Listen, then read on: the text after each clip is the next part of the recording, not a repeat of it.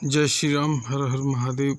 सभी दर्शकों के लिए आज हम आपके लिए बताने जा रहे हैं कि जो यज्ञ और हवन होता है, हवन में चौक कैसे पूरा जाता है, आज आप लोग सीखने वाले हैं। तो इस वीडियो को ध्यान से देखिएगा। हमारे पंडित जी हैं, किस प्रकार से चौक बना रहे हैं, बहुत ही सुंदर तरीके से बनाएंगे। आप ध्यान से देखिएगा। और साथ ही मैं ये भी कहना चाहूँगा कि इस वीडियो को लाइक अवश्य करें और सब्सक्राइब कर लें चैनल को, और कमेंट भी कर दें हो सके तो। इससे हमारा मनोबल बढ़ेगा और हम ऐसी वीडियो आपको यज्ञ पूजा पाठ हवन से संबंधित वीडियो को लाते रहेंगे। तो ये हमारे पंडित जी हैं, देखो चौक बना रहे हैं इस विधि से। आप देखें, ये आटा है, सबसे पहले आटे से चौक बना रहे हैं। ये बहुत ही सुंदर तरीके से बना रहे हैं, आप ध्यान से देखिएगा। ऐसा माना जाता है यदि कोई भी पूजा पाठ हम करें, हवन करें, यज्ञ करें, तो चौक या फिर वेदी होना अवश्य है, क्योंकि वहाँ पर ही, उसी पर ही उपस्थित होते हैं जो हमारे देवी देवता हैं। चौक पर ही आते हैं, उपस्थित होते हैं, और इसका बहुत ही महत्वपूर्ण स्थान बताया गया है। ये जो बीच में सितारा की तरह दिख रहा है, इससे सप्त जिह्वा भी बोलते हैं। अग्नि की सप्त जिह्वा बोला जाता है। फिर उसके पास में ही ये डिजाइन तैयार कर रहे हैं चौक की, बहुत ही सुंदर तरीके से बना रहे हैं। ये हमारे शास्त्री जी योग आचार्य हैं, इन्होंने हरिद्वार गुरुकुल से पढ़ाई की थी। आज हमारे घर पर हवन हुआ था तो इन्हीं से करवाया था, और इन्होंने बहुत ही विधि विधान से हवन को किया। लगभग 4 घंटे का समय इन्होंने हवन में लगाया और अच्छी तरीक़ा से पूरा हवन किया। तो मैंने सोचा कि ज़रूर इस कुछ वीडियो बना करके आप दर्शकों को भी दिखाया जाए, तो इसलिए ये चौक की मैंने वीडियो बनाई है।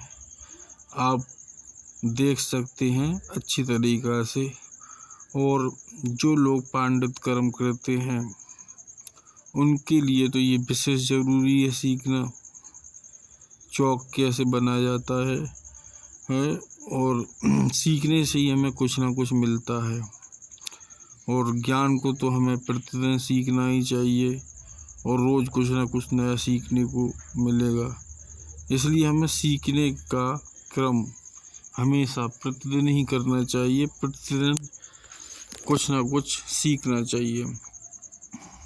ऐसा बताया जाता है कि मनुष्य जो है कि वृद्धावस्था हो जाती है मनुष्य की, मनुष्य बूढ़ा हो जाता है, और प्रतिदिन फिर भी रोज़ाना कुछ ना कुछ सीखता ही रहता है। हर दिन व्यक्ति कुछ ना कुछ सीखता है। हाँ, अब आगे बताएं तो ये देखो, अब ये दूसरा, ये हल्दी, अब हल्दी का चौक बना रहे हैं। इसी के ऊपर ही हल्दी डाल रहे हैं इसकी सुंदरता के लिए। आप भी चौक वगैरह बनाए तो कभी उसमें गुलाल है या हल्दी है ऊपर से डाल सकते हैं, इससे चौक की सुंदरता बढ़ जाती है। किस हिसाब से ये डाल रहे हैं आप देख लीजिए, उसी प्रकार से आपको हल्दी है या गुलाल है चौक के ऊपर डालना है, बहुत ही सुंदर लगेगा। अभी तो शायद ये गुलाल भी लगाएंगे इस चौक पर, तभी इसकी सुंदरता बनेगी। और व्यक्ति को भी सुंदर दिखना इस संसार में आवश्यक है। सुंदर मतलब कर्म से, यदि व्यक्ति के कर्म अच्छे हैं तो वह सुंदर होता है। अगर कर्म ही खराब है तो शरीर कितना भी सुंदर हो, उससे कोई फायदा नहीं है। अच्छे कर्म से ही पुण्य प्राप्त होता है, ये बताया गया है मित्रों। तो हमेशा अच्छे ही कर्म करने चाहिए और फल की चिंता ना करके कर्म ही करना चाहिए मित्रों।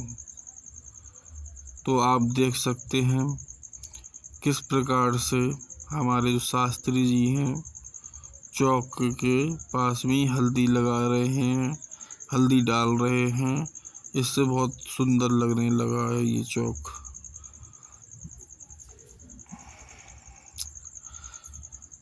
आप देखिएगा मित्रों। तो हम बताएं और भी सुनिएगा और थोड़ी 2-4 बातें और हो जाएं अपनी। हवन हवन एक यानी ईश्वर की पूजा करने का एक अच्छा उपाय है। हवन के द्वारा ही हम जो आहुति देते हैं वो देवताओं तक पहुंचती है और फिर देवी देवता उस आहुति को ग्रहण करते हैं और फिर हमें आशीर्वाद देते हैं।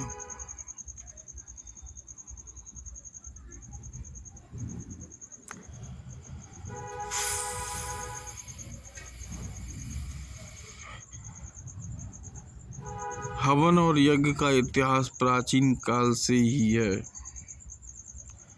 सतयुग से ही इसका इतिहास चला आ रहा है। दशरथ जी जो भगवान श्री राम के पिता थे, उन्हें कोई संतान ही प्राप्त नहीं हो रही थी। तब एक ऋषि ने उन्हें बताया कि तुम यज्ञ रचाओ, यज्ञ करो, तब तुम्हें संतान प्राप्ति होगी। तब दशरथ जी ने यज्ञ रचाया, बहुत ही बड़ा यज्ञ किया और उसके परिणाम स्वरूप यज्ञ के द्वारा उन्हें 4 संतान प्राप्त हुई। और यज्ञ की महिमा इतनी हुई कि भगवान को स्वयं, भगवान लक्ष्मी नारायण को स्वयं ही उनके घर में जन्म लेना पड़ा। तो यज्ञ की महिमा मित्रों यही होती है। और ऐसा भी सुना जाता है कि एक राजा हुए थे जिनका नाम है जन्मेजय। तो उन्होंने एक ऐसा यज्ञ किया जो सर्पों के विनाश के लिए किया था, यानी सर्प को दुनिया से पूरी तरीक़ा से ख़त्म करने के लिए किया था। सर्पिष्टि महायज्ञ नाम था उसका। तो उस यज्ञ के प्रभाव से ही संसार के समस्त जो सर्प जाति थी, सांप थे, वो उस यज्ञ में आकर के गिरने लगे, नष्ट होने लगे, समाप्त होने लगे। तो और भी बहुत से यज्ञ अपने हिंदू धर्म में बताए जाते हैं। तो यज्ञों की महिमा भी अटूट है और महान है। और अगर वैज्ञानिक दृष्टि से देखा जाए तो जो यज्ञ है वातावरण को यानी शुद्ध करता है, वातावरण में शुद्धि आ जाती है यज्ञ के प्रभाव से, और ऑक्सीजन की मात्रा बढ़ जाती है। यज्ञ हवन से घर में सुख शांति आती है, शुद्धिकरण हो जाता है, पवित्र होता है और कोई भी यदि नकारात्मक शक्ति है उसका भी विनाश हवन के द्वारा हो जाता है। ये यज्ञ और हवन की महिमा बहुत ही महान है। बड़े बड़े ऋषि मुनि जो अपने हिंदू धर्म में हुए थे, उन्होंने भी यज्ञ और हवन किए थे। तो मित्रों अब आगे देखिएगा, ये जो हमारे शास्त्री जी बैठे हुए हैं, अब इस पर गुलाल लगाएंगे, गुलाल का चौक पूरेंगे और इसकी सुंदरता बढ़ाएंगे। मित्रों किस हिसाब से देखो, आप गुलाल ये कटोरी में कर रहे हैं और ये अब इस पर चौक पूरेंगे। मगर एक बात तो है मित्रों सुनने वाली बात कि जो हमारे शास्त्री जी हैं पूर्ण अपने वेशभूषा यानी ब्राह्मण की वेशभूषा में बैठे हुए हैं।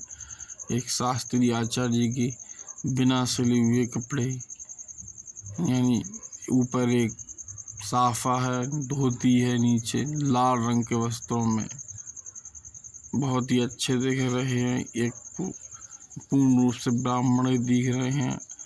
कहीं कहीं ऐसा होता है कि जो ब्राह्मण है अपनी वेशभूषा में नहीं होते हैं, तो वेशभूषा ही पहचान होती है। अच्छी वेशभूषा है, उसी से ही सम्मान मिलता है। कुछ चीज़ें ज़रूरी हैं सम्मान और धन प्राप्ति के लिए, जैसे वाणी, यानी वाणी अगर यदि आपकी अच्छी है तो आपको सम्मान मिलेगा, और वेशभूषा अच्छी है तब भी आपको सम्मान मिलेगा। वंश, यानी यदि आपका वंश अच्छा है, वंश मतलब आप यानी अच्छे घर से हो और अच्छे संस्कार हैं आपके, तो आपको सम्मान मिलेगा। और विद्या, यदि आपके पास विद्या है तो आपको सम्मान मिलेगा।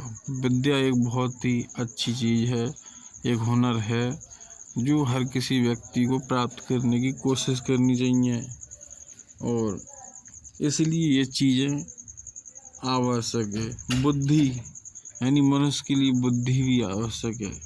बिना बुद्धि के किए हुए कार्य हमेशा फेल ही हो जाते हैं। बुद्धि सबसे बड़ी चीज़ है। जिसके पास बुद्धि है वही बलवान होता है, और जिसके पास विद्या है वही बलवान है। विद्या मित्रों एक ऐसी चीज़ है जो परदेश में भी सुख प्राप्त कराती है, सम्मान प्राप्त कराती है। और विद्या भाई के द्वारा भी नहीं बांटी जाती है, यानी हर चीज़ बट जाएगी आपके घर में, कोई भी चीज़ हो उसका हिस्सा बंटवारा हो जाएगा। मतलब विद्या जो अपने पास है वो कभी नहीं बटती है, वो आप ही की है। और विद्या एक धन प्राप्त कराने वाला इल्म है, हुनर है। इसीलिए हमेशा विद्या प्राप्ति की ओर मनुष्य को लगा रहना चाहिए। विद्या एक ऐसी चीज़ है, उसे चोर भी नहीं चुरा सकता यदि आपके पास है। हर चीज़ चुरा सकता है चोर, मगर आपकी विद्या नहीं चुरा सकता। और विद्यावान पुरुष का हर जगह सम्मान होता है। और दूसरी बात यह है मित्रों,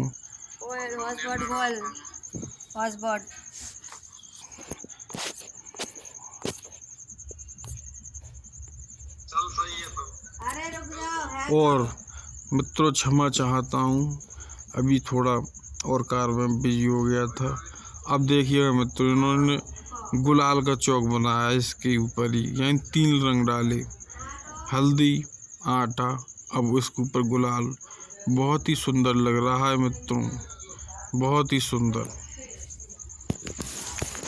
बहुत ही कमाल बना रहे हैं। अभी तो ये पूरा भी नहीं बना, जब पूर्ण रूप से बन जाएगा तब आप देखिएगा कि चौक किस हिसाब से इन्होंने बनाया, और बहुत ही सुंदर बना रहे हैं।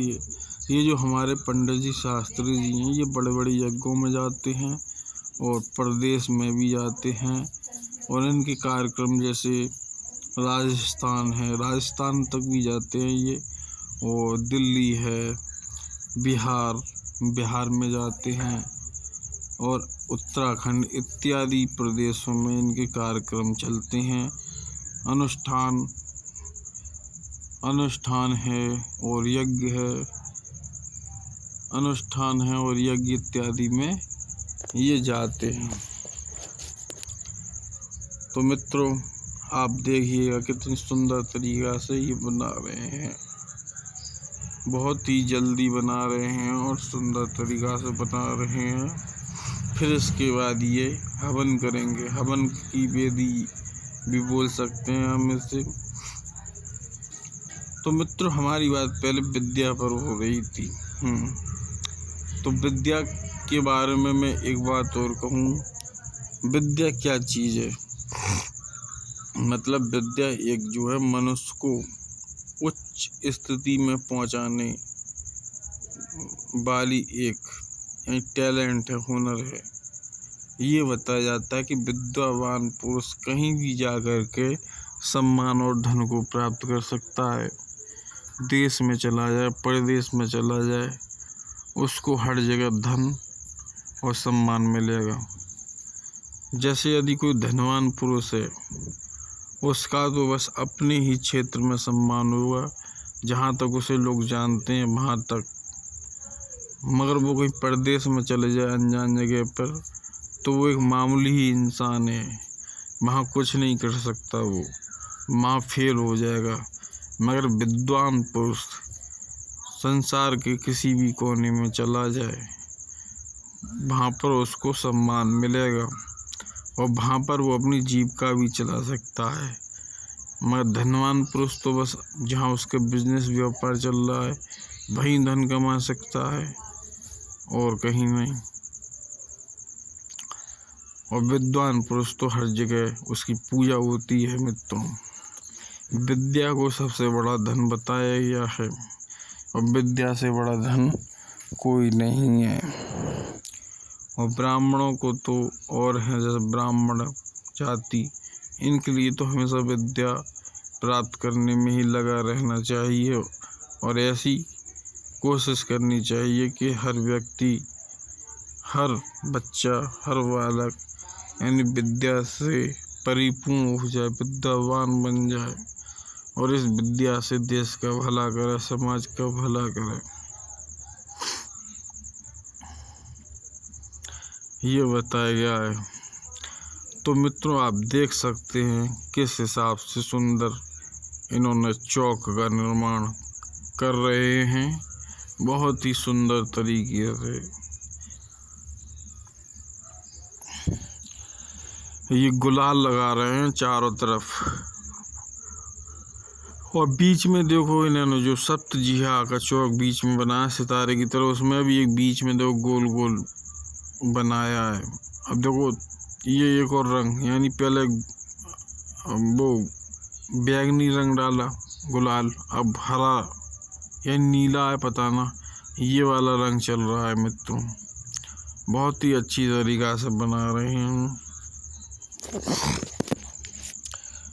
अब आगे थोड़ी बात और करते हैं। जैसे मंत्र भी एक बहुत बड़ी चीज होती है मित्रों। मंत्र का अर्थ क्या होता है मालूम है? मंत्र का अर्थ ये होता है जो मन को शांत कर दे, यानी मन को जो शांत कर दे, मन को जो प्रभावित कर दे, वही मंत्र होता है मित्रों। ये बताया गया है। और मंत्र के मामले में ये भी बताया कि ये जो पूरे संसार है किसके अधीन है मालूम है? ये संसार जो है देवी देवताओं के अधीन है। देवी देवता, और देवी देवता किसके अधीन है?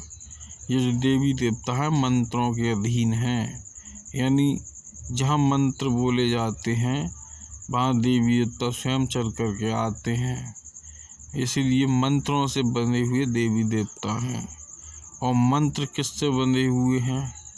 मंत्र ब्राह्मण से बने हुए हैं, यानी मंत्रों के ज्ञाता ब्राह्मण हैं। तो इसीलिए ही ब्राह्मण को जो श्रेष्ठ है उसके लिए उच्च पद प्राप्त कराया गया है, क्योंकि जो देवी देवता मंत्रों के अधीन है और वही मंत्र है ब्राह्मण के अधीन है, क्योंकि ब्राह्मण मंत्रों का ज्ञाता होता है, उसे पूरा अधिकार है। इसीलिए बात करें देवी देवताओं की, तो देवी देवता इस संसार में हैं, सभी हैं। जैसे मोदी हैं, योगी हैं और भी नेता हैं, उसी प्रकार से देवी देवता होते हैं। कुछ लोग हैं जो अंधविश्वासी लोग होते हैं, वो अपने सनातन धर्म का मजाक बनाते हैं, उपहास करते हैं और भी उल्टी सीधी बातें करते हैं। जैसे हवा को हम नहीं देखते और हवा होती है, उसी प्रकार से देवी देवता